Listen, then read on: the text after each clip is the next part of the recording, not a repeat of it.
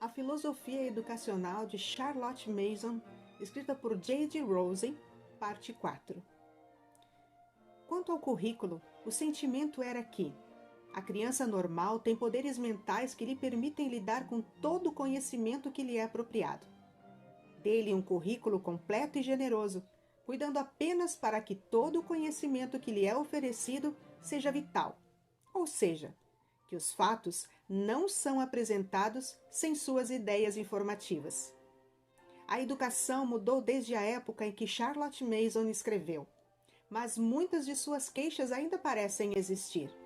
O sistema estadual de ensino médio, embora talvez tenha algum princípio inerente, agora ainda está em um estado de experimento, com padrões e currículos muito diferentes, operando em escolas diferentes. Mas a abordagem geral é tão utilitária quanto quando Charlotte Mason escreveu. Como na época de Voltaire, ainda parece verdade. A raça humana perdeu seus títulos de propriedade. E a estreiteza dos currículos escolares ainda parece longe da necessidade básica de criança prevista por Shelley. Aquela compreensão que cresce brilhante, contemplando muitas verdades. Talvez essa estreiteza resida em nosso fracasso em permitir a poderosa força da imaginação em cada criança. A incrível imaginação vivificante da criança é parte integrante do seu intelecto. E ignorar ou destruir isso é um ato criminoso, enquanto desenvolvê-lo é um ato de criação. A astronomia pode se tornar uma fantasia de luz e calor. O comportamento de um átomo ou um íon pode ser um conto de fadas. Não que se sugira algo semelhante a isso, e no desfile da história, a criança assiste seu próprio filme em uma cavalgada, cenas e personalidades alternadas. A literatura é talvez o assunto mais imaginativo, um reino muito rico e glorioso, uma vez que, como escreve Charlotte Mason, a criança já tem uma compreensão inata das palavras.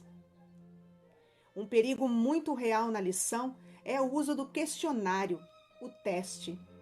Com sua falta de necessidade de reflexão, isso produz nenhum interesse inteligente. Nada além da aptidão ao jogo da vida urbana. Assim como a razão pode ser a serva de um homem ou seu mestre, a imaginação pode se tornar um templo de autoglorificação, um personagem de horrores ou uma bela casa. A educação é uma ciência das relações, de modo que nenhum assunto ou experiência está sozinho. Exercícios físicos, conhecimento da natureza, artesanato, ciência ou arte são todos partes do padrão e devem ser ensinados à criança valores em vez de fatos. Aquelas afinidades primitivas que se adaptam à nossa nova existência, às coisas existentes. 3 pontos seguem esse objetivo. Primeiro, a criança requer muito conhecimento, pois a mente precisa ter o suficiente, assim como o corpo.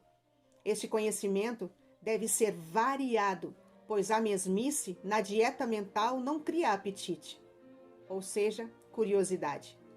Finalmente, o conhecimento deve ser comunicado em uma linguagem bem escolhida, uma vez que a atenção da criança responde naturalmente ao que é transmitido na forma literária. Assim, o currículo sugerido por Charlotte Mason oferece a cada criança, em cada disciplina, a alimentação mais variada possível, na forma mais facilmente assimilável. Existem 3 tipos de conhecimentos mencionados: o conhecimento de Deus, do homem e do universo. Mas o conhecimento de Deus está em primeiro lugar. É melhor discutir isso com as crianças de uma forma madura, uma vez que esta é uma daquelas afinidades inerentes, que cabe ao professor desenvolver. As crianças devem ser encorajadas a narrar o que aprenderam, enquanto sua compreensão literária inata será desenhada pelo bom inglês, dicção poética e declaração lúcida da Bíblia. 2 aspectos da religião são definidos em primeiro lugar: A atitude da vontade para com Deus que entendemos pelo cristianismo e aquela percepção de Deus que vem de uma compreensão gradual e lenta do relacionamento divino com os homens. O primeiro é uma ação positiva, o segundo, uma consciência gradual. No estudo do homem, a história desempenha um papel especial ao vincular a sabedoria do passado aos problemas de hoje. Montaigne viu como o homem pôde, com a ajuda da história, informar-se sobre as mentes mais valiosas que viveram nas melhores eras. A história busca informar, e com essa informação desenvolve-se um patriotismo racional e bem pensado, em vez de viés emocionais do chauvinista, ignorando toda a conversa discursiva. Charlotte Mason sugere uma concentração em dois aspectos: conhecimento e uma grande simpatia pelo interesse despertado por esse conhecimento. Apenas uma única leitura é necessária, então a criança deve relatar o que aprendeu. Nenhuma releitura deve ser permitida, e o professor deve ser solidário, mas estar atento ao objetivo principal da lição. Auxiliar a história e a literatura está o tema da cidadania. Isso deve ser ensinado tanto para inspiração quanto para conhecimento, e como ponto de partida, as vidas de Plutarco são sugeridas. Isso pode ser desenvolvido para mostrar os equivalentes do século XX e a questão do certo e do errado, levantada tanto em relação ao Estado quanto ao indivíduo.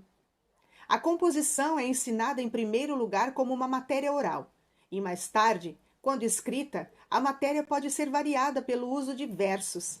Muitas crianças escrevem versos bem como prosa, e a concisão e o poder de trazer seu assunto a um ponto que esta forma de composição requer, proporciona um treinamento mental valioso.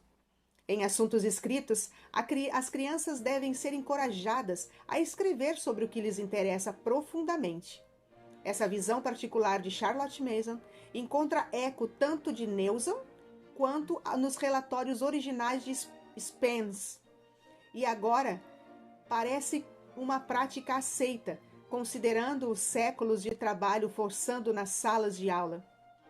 A miséria das escolas do conselho e o sistema de pagamento por resultados parece incrível que tenhamos demorado tanto para perceber que as crianças aprendem melhor quando estão interessadas.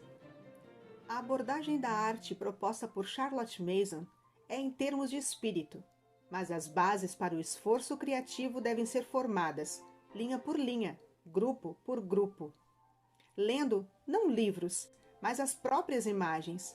Não há tentativa de incutir uma técnica de pintura, mas um crescimento gradual do poder das crianças de apreciar uma abertura dos olhos para que, como escreveu Browning, amemos.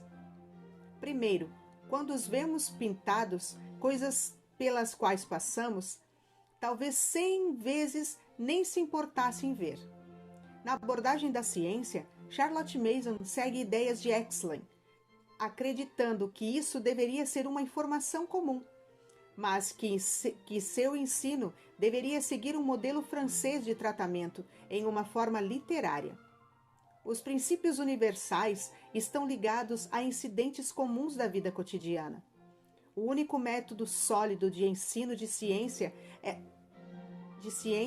é proporcionar uma combinação adequada de trabalho de campo e de laboratório, com comentários literários e amplificações conforme o assunto. Permite Charlotte Mason, conclui. Estamos ansiosos para não fazer da ciência um assunto utilitário. Na matemática, as crianças devem conhecer a misteriosa lei natural que está por trás do assunto. A agilidade mental também pode se tornar um objetivo, embora haja o perigo de demasiada ginástica mental na educação. A mente, como o corpo, é revigorada por períodos regulares de exercícios intensos. As conclusões alcançadas por Charlotte Mason são claras e concisas, e é esse senso feminino de o prático, essa capacidade de aplicar seu conhecimento que é seu dom especial. A história da educação está cheia de ideais elevados. Desde o bem-intencionado Comênius e o pouco prático Rousseau, até os filósofos do New Statesman dos anos de 1960. O abismo entre os pensadores e os executores ainda permanece grande como sempre foi. Em poucas esferas além da educação, tanto foi oferecido e tão pouco aplicado. O mundo exterior pode ter avançado do estágio de arco e flecha para o da bomba de hidrogênio, mas a sala de aula mudou pouco e, se pudermos julgar pelas imagens estudo, tão bem elaboradas pelos gregos em vasos e louças, os professores mudaram ainda menos. Porque isso é assim, permanece um mistério, mas talvez os ideais aplicados de Charlotte Mason e o óbvio sucesso de seu sistema possam ajudar a mudar isso. Espero que sim. Milton, em sua afirmação de que a magnanimidade era o resultado adequado da educação, teria concordado que o lento e imperceptível aprofundamento de ideias elevados é o ganho que uma boa escola deve oferecer para que, em vez de criar monotonia, os estudos servem para o deleite. Que as asas da alma do homem batem com a impaciência contra as barras de sua ignorância. Com este espírito de otimismo, gostaria de concluir com o restante da peça de Traherne, expressando a pura maravilha e deleite que é a infância. As ruas eram minhas, as pessoas eram minhas, suas roupas e ouro e prata eram meu tanto quanto seus, olhos cintilantes, pele clara e rostos avermelhados. Os céus eram meus, e também o sol, a lua e as estrelas, e todo o mundo era meu, e eu o único espectador e desfrutador dele. Além de ensinar, vamos aprender com as crianças, porque ninguém conhece as coisas do homem, exceto o espírito do homem que está nele.